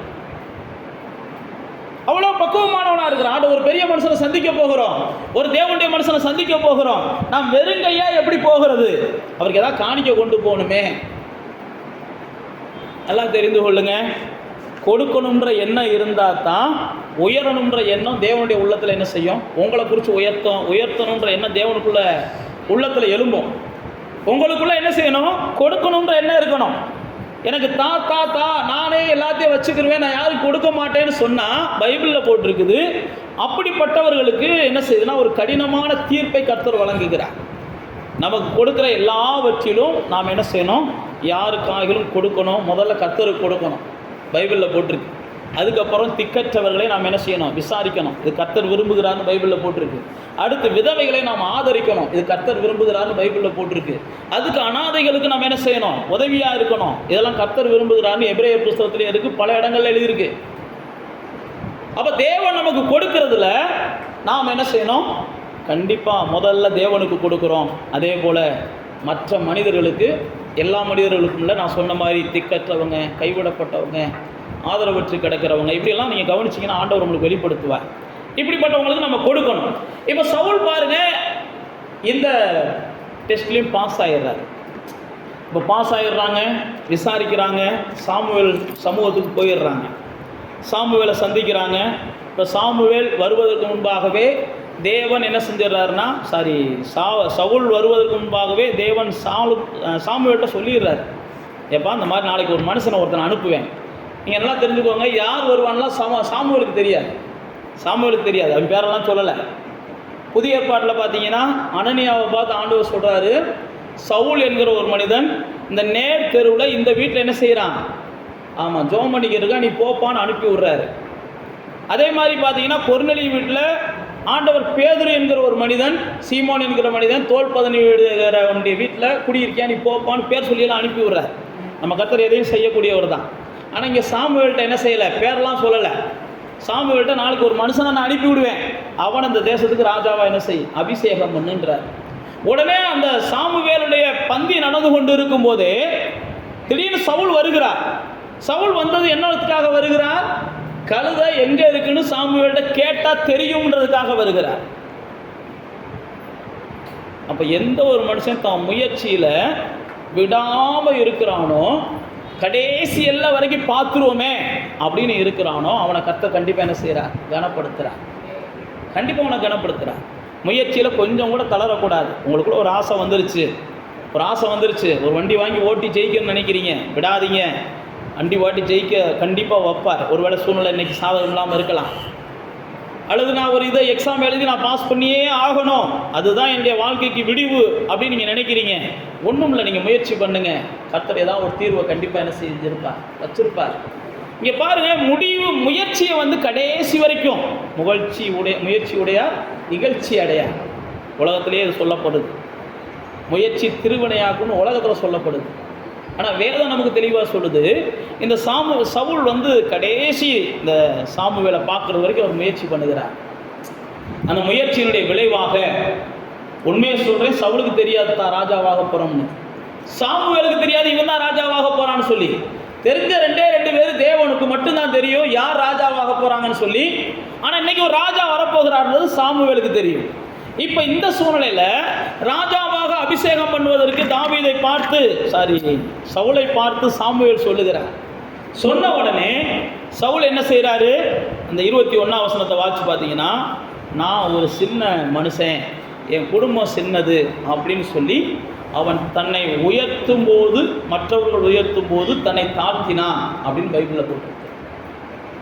அதனால தான் வேதத்தில் பல இடங்களில் போட்டிருக்கு, பெருமையுள்ளவர்களுக்கு கர்த்தர் என்ன செய்கிறார், எதிர்த்து நிற்கிறார், தாழ்மையுள்ளவர்களுக்கு அவர் கிருபை அளிக்கிறார். இதெல்லாம் பல இடங்களில் யாக்கோபுலையும் சொல்லியிருக்கிறாரு, பேதுரும் சொல்லியிருக்கிறாரு, நீதிமொழிகள்லையும் சொல்லியிருக்கிறார். அப்போ ஒரு மனுஷனை கர்த்தர் உயர்த்தணும் அப்படின்னு முடிவெடுக்கிறாருன்னா அவன் பெருமைப்படாதவனாக இருக்கணும்.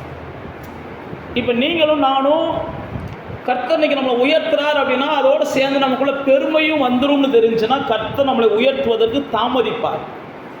புரியுதா நான் சொல்கிறது? கர்த்தர் நம்மளை உயர்த்துவதற்கு தாமதிப்பார். ஏன் அப்படின்னா நான் தான் சொல்ல பாருங்க, பெருமை வந்துச்சுன்னா பெருமை உள்ளவர்களுக்கு அவர் எதிர்த்து நிற்கிறார், அவருடைய வார்த்தை மாறாதது.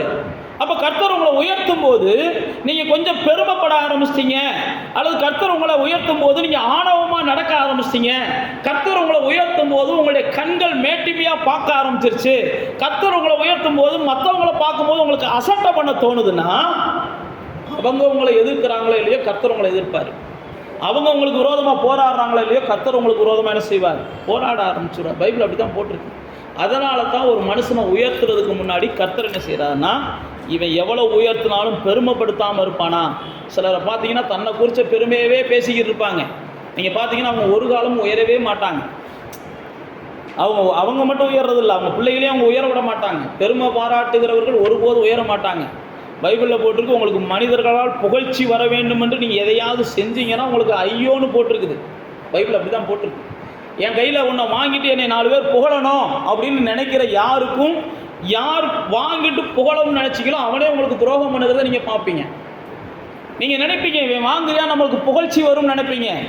ஆனால் அவன் உங்களுக்கு புகழ்ச்சியை தர மாட்டான், கண்டிப்பாக உங்களுக்கு ஒரு நாள் துரோகத்தை தருவான். இதெல்லாம் வேதத்தில் உள்ள சத்தியங்கள். அப்போ தேவ பிள்ளைகளாகி நீங்கள் எதை செஞ்சாலும் பைபிள் அப்படி தான் போட்டு கைமாறு கருதாமல் என்ன செய்யுங்க.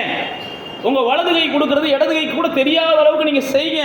அப்படின்ற நோக்கம் என்னென்னா, செஞ்சதை நீங்கள் சொல்லி காமிச்சிட்டிங்கனாலே உங்களுக்கான பிரதிபலன் பரலோகத்திலேருந்து அழிக்கப்பட்டு போயிடுது. பரலோகம் உங்களுக்கு பிரதிபலன் தராது. அப்படி தான் பைபிள்லாம் நமக்கு சொல்லியிருக்குது. இங்கே சவுலுடைய வாழ்க்கையை பாருங்கள். அவனை தேவன் உயர்த்துவதற்கு முன்பாக கடைசியாக வச்ச டெஸ்ட் என்ன அப்படின்னா, இவன் பெருமைப்படாதவனாக இருக்கிறானா அப்படின்னு பார்க்கிறார் கர்த்தர். அதே மாதிரி தான் சவுல் என்ன செய்கிறான், தன்னை தாழ்த்துகிற சூழ்நிலையை பார்க்கிறோம். அவன் தாழ்த்துகிற சூழ்நிலையை பார்க்கிறோம். இப்போ இந்த தாழ்மையான சூழ்நிலை முடிஞ்சதுக்கப்புறம் இங்கே தொடர்ந்து அவர் சாப்பாடு கொடுக்குறாங்க. இந்த 9ஆம் அதிகாரத்திலே சாப்பாடெல்லாம் முடித்து அவரை அனுப்பி விடுகிறார். அனுப்பி விடும்போது இங்கே பார்த்தீங்கன்னா சாலமோன் ஒரு வேலைக்காரனை கொஞ்சம் முன்னாடி போக வச்சிருன்றார் 27ஆம் வசனத்தில். நான் உங்களுக்கு மறுபடியும் சொல்கிறேன், உங்களை கர்த்தர் உயர்த்தணும்னு சொன்னால் உங்கள் வாழ்க்கை எப்படி இருக்கணுன்றது தான் நான் சொல்லிக்கிட்டு இருக்கிறேன். கர்த்தர் உங்களை உயர்த்தணும், கர்த்தர் உங்கள் மேலே பிரியமாக இருக்கிறார், உங்களை ராஜாக்களாக மாற்றணுன்றது தான் கர்த்தருடைய திட்டம். கர்த்தர் ஒருபோதும் போய் சொல்கிறதெல்லாம் இல்லை. ஆனால் நான் ராஜாவாகலே பாஸ்டர்னா அது ராஜாவாகாதுக்கு காரணம் நீங்கள் தான், கர்த்தர்லாம் கிடையாது. நீங்கள் இன்னைக்கு ராஜாக்களுக்குரிய அந்த மேன்மையை வளர்த்து கொண்டீங்கன்னா நாளைக்கே கர்த்தர் உங்களை ராஜாவாக மாற்றிடுவார். கர்த்தருக்கு ஒரு நாள் போதும் உங்களை ராஜாவாக மாற்றுறதுக்கு, ஒரு இரவு போதும் யோசேப்பை கொண்டு போய் அதிபதியாக மாற்றுறதுக்கு. கர்த்தருக்கு ஏதாவது ஒரு காரியத்தை செய்யணும்னு நினச்சா படிப்படியாக தான் செய்யணுன்ற அவசியம் இல்லை. படிப்படியாகவும் அவர் செய்ய வல்லவராக இருக்கிறார், ஒரே நாள்லையும் செய்ய வல்லவராக இருக்கிறார். ஆனால் அந்த குணநலங்கள் உங்கள்கிட்ட இருக்கான்னு பார்க்குறார். இங்கே பாருங்க, ஆண்டவர் அங்கே சாமுவேலை சவுலை வந்து சொல்கிறாரு, ஒரு வேலைக்காரனை முன்னாடி போக சொல்லிடு அப்படின்றார். அப்படின்னா என்ன அர்த்தம்னா, ஒரு ராஜாவுக்கு சில விஷயங்களை சொல்லவும் தெரியணும், சில விஷயங்களை மறைக்கவும் தெரியும். உங்களை கர்த்தர் உயர்த்தணும் அப்படின்னா யார்கிட்ட என்ன விஷயத்த சொல்லணும், யார்கிட்ட என்ன விஷயத்த மறைக்கணும், அந்த பக்குவம் உங்களுக்குள்ள வேணும். அந்த பக்குவம், அந்த பலப்பட்ட இருதயம் உங்களுக்குள்ள வரும்போது தான் கர்த்தருடைய உயர்வை நீங்கள் என்ன செய்ய முடியும், எளிதாக பெற்றுக்கொள்ள முடியும். நீங்கள் வாட்டுக்கு என்ன செய்யக்கூடாது, பைபிளில் போட்டிருக்கு, அளப்புகிறவனோட களவாதனே பைபிளில் போட்டிருக்கு. அளப்பிக்கொண்டு திரிகிறவன் ரகசியத்தெல்லாம் வெளிப்படுத்துவான்னு பைபிளில் போட்டிருக்கு. வாயில் வந்ததெல்லாம் கண்டால்ட்டையும் பேசக்கூடாது. யார்கிட்ட என்னத்தை பேசணுமோ அதை மட்டும்தான் பேச தெரியணும். கர்த்தர் உங்களை மேன்மைப்படுத்தணும்னு நீங்கள் விரும்புனீங்கன்னா, இங்கே சவுல் பாருங்க, ராஜாவை கூப்பிட்டு அவர்கிட்ட அனுப்பி விடுறாரு. சாமுவேல் கூப்பிட்டு அனுப்பி விடுறாரு, ஒரு வேலைக்காரனை அனுப்பி விட்டு. நீங்கள் அதுக்கு அடுத்து வாசிச்சு பார்த்தீங்கன்னா, அவங்க சின்ன தகப்பன் கேட்பார் யார்கிட்ட, சவுல்கிட்ட. சாமுவேல் என்னடா சொன்னாருண்டு பைபிளில் போட்டிருக்கு, கழுதை கிடைக்கும்னு சொன்னார், மற்ற எதையுமே சொல்ல மாட்டேன். அப்போ கர்த்தர் உங்களை உயர்த்தணும் அப்படின்னா தீர்க்க தரிசனங்களை கூட அவ்வளோ சீக்கிரத்தில் யார்ட்டையும் சொல்லாதீங்க, வாக்கு தத்தங்களை கூட அவ்வளோ சீக்கிரத்தில் யார்ட்டையும் சொல்லாதீங்க. சில நேரத்தில் நம்ம என்ன செஞ்சிடுறோம், என் மேலே இவ்வளோலாம் தரிசனங்கள் கர்த்தர் வச்சிருக்கிறாருன்னு சொல்லி கண்டால்ட்டையும் சொல்லிடுறோம். கர்த்தர் என்னை குறித்து இப்படிலாம் வாக்கு தத்தங்களை வச்சிருக்கிறான்னு கண்டால்ட்டையும் சொல்லிடுறோம். இங்கே சவுல் பாருங்க, சாமுவேல் சொன்னதுக்கு அப்புறமும் வீட்டில் இருக்கவங்கள்ட்ட போய் கூட என்ன செய்யலை, சொல்லலை. வீட்டில் இருக்கவங்கள்ட்ட கூட போய் சொல்லலை. அதுக்கப்புறம் தான் அடுத்து இந்த 10ஆம் அதிகாரத்துக்கு வந்தீங்கன்னா, அடுத்து தொடர்ந்து என்ன செய்கிறாங்க, சாமுவேலுக்கு சில அடையாளங்களை சவுலுக்கு கொடுப்பாரு, ராஜ்யபாரத்துக்குள்ளே உட்கார வைப்பார். உட்கார வைக்கும்போது அவங்களுக்கு நான் சொல்லி முடிக்க ஆசைப்பட்றேன். உட்கார வைக்கும்போது 27ஆம் வசனம் 10ஆம் அதிகாரத்தில் போட்டிருப்பாருங்க, பேலியாளின் மக்கள் இவனா நம்ம ரட்சிக்க போகிறவன் என்று சொல்லி அவனை அசட்டை பண்ணினார்கள், காணிக்கை கொடுக்காம. பைபிளில் போட்டிருக்கு, அவன் காது கேளாதவனை போல இருந்தான். உங்களை உயர்த்தும் போது, கர்த்தர் உங்களை படிப்படியாக உயர்த்தும் போது, கர்த்தர் உங்களை ஒரே நாளில் உயர்த்தும் போது, இந்த உயர்வு உனக்கு மாமனாரெல்லாம் வந்துச்சுன்னு சிலர் சொல்லுவான். சில நேரத்தில் சவுலை தாவீதை பார்த்து சொல்லுவாங்க, பாருங்க நீ என்ன செஞ்ச, சவுலை மோசம் பண்ணி ராஜ்யத்தை பிடிங்கிட்ட அப்படின்னு சொல்லி மண்ணை வாரி தூத்துவாங்க சீமை. சில நேரத்தில் நம்மளை உயர ஆரம்பிக்கும் போது, இவன் குறுக்கு வழியில் சம்பாதிச்சு உயர்றான், இவன் பொய் சொல்லி சம்பாதிச்சு உயர்றான் அப்படின்னு என்ன வேணாலும் கேவலமாக பேசுவாங்க, என்ன வேணாலும் கேவலமாக பேசுவாங்க. நம்ம உயராததுக்கு முன்னாடி நம்மளை யாரும் கண்டுக்கிற மாட்டாங்க. நம்ம உயர உயர உயர நம்ம யாரையும் அபகரிக்கிறது மாதிரியும், யாரையும் ஏமாத்துறது மாதிரி, யாரையும் மோசம் பண்ணுறது மாதிரியும்லாம் மக்கள் பேசுவாங்க. கர்த்தர் உங்களை உயர்த்தணும்னா மக்கள் பேசும்போது நீங்கள் என்ன செய்யக்கூடாது, திரும்ப பேசாமல் இருக்கிற பக்குவத்துக்கு வரணும். பாஸ்டர் அது மட்டும் முடியாது பாஸ்டர், யாராவது பொய்யா சொல்லிட்டாங்கன்னு வச்சுக்கோங்களேன், பொங்கிடுறேன் பாஸ்டர்னா பொங்கிக்கிட்டே கிடக்க வேண்டியதான். பொய் சொல்லும்போது தான் பொங்கக்கூடாது. மற்றவங்க பொய்யான குற்றச்சாட்டுகளை அவங்க வைக்கும்போது, பைபிள் அப்படி தான் போட்டிருக்கு. இயேசு சொல்கிறாரு, பரலோகத்தில் பிரதிபலன் உண்டாயிருக்குன்னு சொல்லி என்ன செய்ய, சந்தோஷப்படுங்க. ஆனால் வேதம் நமக்கு என்ன சொல்லுதுன்னா, இப்படிலாம் தேவன் உங்களை தான் சொல்ல மாதிரி உங்கள் மேலே பிரியமாக இருந்து உங்களை ராஜாவாக உயர்த்துறார். ராஜாவாக உயர்த்துறதுக்கு முன்னாடி உங்கள் வாழ்க்கையை ஜஸ்ட் பரிசோதிக்கிறார். இதெல்லாம் என் பிள்ளை ராஜாவாக உயர்த்தினா தாங்குமா, இதை ராஜாவாக வச்சா தாங்குமான்னு பார்க்குறார். இங்கே பாருங்க, பேலியாளின் மக்கள் அப்படின்னா பொல்லாத மக்கள், பேய் பிடிச்ச மக்கள், அப்படிதான் நம்ம எடுத்துக்கிறோம். இவனை குறித்து தூசிக்கிறாங்க, அசட்டை பண்ணி பேசுகிறாங்க. பைபிளில் போட்டுருக்கு, அவன் காது கேளாதவனை போல என்ன செஞ்சான், கடந்து போனான். காது கேளாதவனை போல கடந்து போனான். அப்போ சில நேரத்தில் நீங்களும் நானும் என்ன செய்யணும், சில நேரத்தில் சில இடங்களில் ஊமையனை போல இருக்கணும், சில நேரத்தில் செவிடனை போல இருக்கணும். அப்போ தான் நம்ம ஜெயிக்க முடியும். நான் தான் உங்களுக்கு சொல்ல வரேன். செவிடனை போல காது இருந்தாலும் இல்லாத போல சில இடங்களில் இருந்து பாருங்க, வாய் இருந்தாலும் சில இடங்களில் இல்லாத போல இருந்து பாருங்க, கண்டிப்பாக நீங்கள் ஜெயிப்பீங்க. இன்றைக்கி வேணால் என்ன செய்யலாம், அது உங்களுக்கு வேதனையாக இருக்கலாம், இன்றைக்கி வேணால் உங்களுக்கு அது வருத்தமாக இருக்கலாம், இன்றைக்கி வேணால் உங்களுக்கு அது அசிங்கமாக இருக்கலாம். கொஞ்ச நாளில் பார்த்தீங்கன்னா எல்லாமே மாறும். ஏன்னா சாமுவேல் பார்த்தீங்கன்னா அதுக்கப்புறம் சவுளுடைய வாழ்க்கையில் பார்த்தீங்கன்னா அந்த பேலியாளின் மக்கள் தண்டிக்கப்படுகிறத பார்ப்பீங்க. நீங்கள் வாட்ச் பார்த்தீங்கன்னா தெரியும். அப்போ தேவன் பாருங்க, இதெல்லாம் செய்கிறதுக்கு முன்னாடி உங்களுக்கு வேறு இருதயத்தை கொடுத்தார். பைபிளில் போட்டிருக்கு, உங்களுக்கு வேறு இருதயத்தை கொடுக்கிறார், வேறு ஆவியை கொடுக்கிறார். 10ஆம் அதிகாரம் 9ஆம் வசனம் போட்டிருக்கு பாருங்க. அவன் சாமுவேலை விட்டு போகும்போது, திரும்பின போது தேவன் அவனுக்கு வேறு இருதயத்தை கொடுத்தார் அப்படின்னு பைபிளில் போட்டிருக்கு. வேறு மனுஷனாவாய் அப்படின்னு 6ஆம் வசனத்தில் போட்டிருக்கு. கர்த்தருடைய ஆவி உன் மேலே வருவார். அப்போ கர்த்தர் உங்களை உயர்த்தணும் அப்படின்னா நீங்கள் சாதாரண ஆளாக இருக்கக்கூடாது, வேறு மனுஷனாக இருக்கணும். இது வரைக்கும் இருந்த ஆளாக இருக்கக்கூடாது, வேறு இருதயத்தை உடையவங்களாக இருக்கணும். அப்படியே உங்கள் பார்க்கும்போதே புதுமையாக தெரியணும். உங்களை யாரும் பார்த்தோன்னே என்ன செய்யணும்? புதுமையாக தெரியணும். அப்போ கர்த்தர் உங்கள் மேலே பிரியமாக இருக்கிறார். கர்த்தர் உங்களுக்கு மேலே பிரியமாக இருக்கிறனால உங்களை ராஜ்யங்களை கொடுக்க விரும்புகிறார். உங்களை இந்த பூமியில் ராஜாக்களாக வைக்க விரும்புகிறார். அவர் ஒருபோதும் உங்களை விட்டு பிரிகிறதே இல்லை. அவர் பிரியாமல் தான் உங்களோட உங்களை பிரியமாக இருக்கிறார். ஆனால் நீங்கள் செய்ய வேண்டியதெல்லாம் அந்த சவுல் வாழ்க்கையில் நம்ம தியானிச்சோம் பாருங்கள். சின்ன சின்ன விஷயந்தான், இதெல்லாம் பெருசாக ஒன்றும் இல்லை. உங்களை 40 நாள் உபவாசம் போடுங்கன்னு சொல்லலை. இல்லை நீங்கள் என்ன செய்யுங்க, முழங்கால் போட்டே என்ன செய்யுங்க, 108 படி ஏறுங்க, இல்லை 508 படி ஏறுங்கன்னெலாம் சொல்லலை. இதெல்லாம் செஞ்சீங்கன்னா உங்களுக்கு என்ன செய்யும்? இது கிடைக்கும் அது கிடைக்கும்லாம் நம்ம சொல்லலை. ஆண்டவர் உங்கள் நலமான காரியம், உங்களுக்கு நலமானது. கொஞ்சம் பொறுப்புணர்வோட, எதையும் பொறுப்புணர்வோடு கையாளுங்க. எதையும் நிதானத்தோட கையாளுங்க. இப்படி சின்ன சின்ன விஷயங்கள் தான் நம்ம பார்க்குறோம். கொஞ்சம் பொறுமையாக இருங்க. ஒரு பேலியாரின் மக்கள் பேசிட்டு போறியான், பேய் பிடிச்சவன் பேசிட்டு போறியான், குடிகாரன் பேசிட்டு போறியான், எனத்தையாவது ஒரு அவன் சாத்தையான் பிள்ளை எனத்தையாவது பேசிட்டு போறியான், அப்படி கொஞ்சம் பொறுமையாக இருங்க. உங்களுக்கு ஆண்டவர் வேறு இருதயத்தை கொடுத்துருக்கிறான்றதை மறந்துடாதீங்க. வேறு மனுஷனாக கர்த்தர் உங்களை மாற்றி இருக்கிறான்றதை மறந்துடாதீங்க. ஆனால் கண்டிப்பாக நீங்கள் இப்படி செய்ய ஆரம்பிக்கும் போது பைபிளில் போட்டுக்கு தாவீது வர வர விருத்தி அடைந்து கொண்டான், தாவீது வர வர பலத்து கொண்டே போனான், இதெல்லாம் பைபிளில் போட்டிருக்கு. நீங்கள் இதை ஒவ்வொரு ஸ்டெப்பாக செய்ய செய்ய செய்ய உங்கள் வாழ்க்கையும் வர வர என்ன செய்யும்? மேன்மை அடைகிறத நீங்கள் பார்ப்பீங்க. அப்போ கர்த்தர் உங்களை மேன்மைப்படுத்துவதற்கு எப்பயும் விருப்பம் உள்ளவராக இருக்கிறார். கர்த்தர் ஒரு நாள் போதும், ஒரு நொடி போதும், அவர் நினைச்சாருன்னா உங்கள் வாழ்க்கையில் எந்த திருப்பத்தையும் ஏற்படுத்த முடியும். எந்த திருப்பத்தையும் ஏற்படுத்த முடியும். எந்த சட்டத்தையும் உங்களுக்காக என்ன செய்ய முடியும்? மாற்றி அமைக்க முடியும். எந்த சட்டத்தையும் ஆண்டவரால் மாற்றி அமைக்க முடியும். உங்கள் வாழ்க்கையில் உங்களுக்கு வாழ்க்கையில் ஆண்டவர் உயர்வை கொடுக்கக்கூடிய நேரம் வந்துருச்சு, சூழ்நிலை வந்துருச்சுன்னா எந்த மனுஷனுடைய இருதயத்திலே போய் கர்த்தர் பேசி என்ன செய்ய முடியும்? உங்களுக்கான ஒரு புது உலகத்தை ஆண்டவரால் உருவாக்கி தர முடியும். அவரால் முடியாதெல்லாம் ஒன்றும் கிடையாது. ஆனால் நீங்கள் செய்ய வேண்டியதெல்லாம் அதற்கான பக்குவத்தை என்ன செய்யுங்க? கொஞ்சம் உங்கள் இருதயத்தில் வளர்த்து கொள்ளுங்க. கர்த்தர் உங்கள் மேலே பிரியமாக இருக்கிறார்.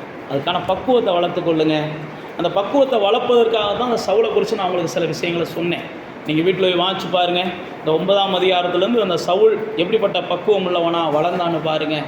நிச்சயமாக கர்த்தர் உங்களுக்கு உதவி செய்வார். அப்படியே கண்களை மூடி தேவனை நோக்கி பாருங்கள். ஆண்டவரே, நீர் என்ன நேசிக்கிறீங்க.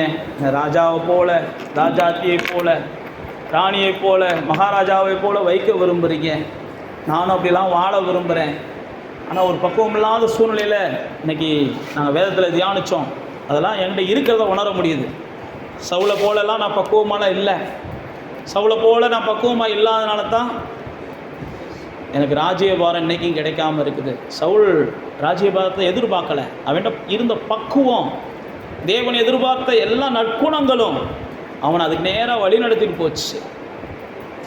நீங்கள் விரும்பலைனாலும் கர்த்தர் உங்களை ராஜாக்களாக அமர்த்த விரும்புகிறார். நீங்கள் விரும்பலைனாலும் கர்த்தர் உங்களை உயர்ந்த ஸ்தலங்களிலே நடக்க வைக்க விரும்புகிறார். நீங்கள் விரும்பலைனாலும் கர்த்தருடைய பிள்ளைகளை கர்த்தர் எப்பயுமே என்ன செய்கிறான்னா கனம் பண்ணி வைக்கத்தான் அந்த பூமியில் விரும்புகிறார். அதனால் கர்த்தருடைய பிள்ளைகள் நீங்கள் பலப்படுங்க, பக்குவப்படுங்க, நற்குணங்களை வளர்த்து கொள்ளுங்க, நிதானத்தை வளர்த்து கொள்ளுங்க, பொறுமையை வளர்த்து கொள்ளுங்க. யார்கிட்ட எதை பேசணும் எதை பேசக்கூடாதுன்னு தெரிஞ்சுக்கோங்க. கொடுக்கறதுல கொஞ்சமாவது என்ன செய்யுங்க உங்களுடைய வாழ்க்கையில். ஏன்னா நீங்கள் ராஜாக்களை உயர்த்தப்படணும் அப்படின்னா நீங்கள் கொடுக்குறவங்களா இருந்தால் தான் உயர்த்தப்பட முடியும். உங்கள் கையிலேருந்து 4 பேருக்கு போகணும். நீங்கள் ஏதாவது ஒன்று செய்யணும், தேவனுடைய ராஜ்யத்துக்காகவும் செய்யணும். மற்றவங்க கஷ்டப்படுறவங்கள பார்க்கும்போது உங்களுக்கு இறக்கம் காமிக்கணும்னு தோணணும். அப்போ தான் நீங்கள் உயர்வடைய முடியும், பெருக முடியும். இதெல்லாம் வேதத்துலேருந்து சவுளுடைய வாழ்க்கையிலேருந்து பார்க்குறோம். ஒரு சின்ன சின்ன ஆலோசனை, அந்த ஆள் சொல்கிறார் இந்த ஆள் சொல்கிறாருலாம் கேட்காதீங்க. அந்த ஆலோசனையை கொஞ்சமாவது பரிசோதனை பண்ணி பாருங்கள். அது பயனுள்ளதாக இருந்தால் கேளுங்க. கண்டிப்பாக அது உங்களுக்கு பெரிய நன்மையை கொண்டு வரும். ஏதோ நான் ஒரு கோல் அடையணும்னு சொல்லிட்டு உங்கள் சரீரத்தை கெடுக்காதீங்க. நான் ஒரு எதிர்காலத்தை பார்க்கணும்னு சொல்லி மற்றவங்கள காயப்படுத்தாதீங்க. எல்லாத்தையும் புரிஞ்சு கொண்டு போங்க. கர்த்தர் உங்களை உயர்த்தணும்னு நினைக்கிறீங்க, கொஞ்சமாவது என்ன செய்யுங்க, உங்களுடைய நற்குணங்களை நீங்கள் பரிசோதித்து பாருங்கள். நிச்சயமாக கர்த்தர் உங்களை உயர்த்த வல்லவராக இருக்கிறார். உங்களை வேறு மனிதனாக மாற்றி, வேறு இருதயமுடையவனாக மாற்றி கர்த்தர் அந்த பூமியிலே உங்களை உயர்த்துவதற்கு வல்லவராக இருக்கிறார். உமக்கு பிரியமானதை செய்ய எனக்கு கற்றுத்தாரும் தெய்வமே. உமக்கு பிரியமானதை செய்ய எனக்கு கற்றுத்தாரும் தெய்வமே. நீரே என் தேவன்,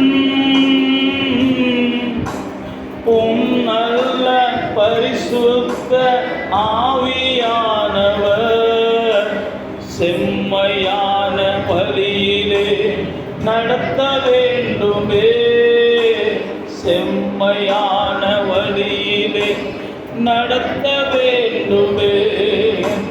மேக ஸ்தம்பமே, அக்கினி ஸ்தம்பமே, தேற்றும் தெய்வமே, துணையாளரே.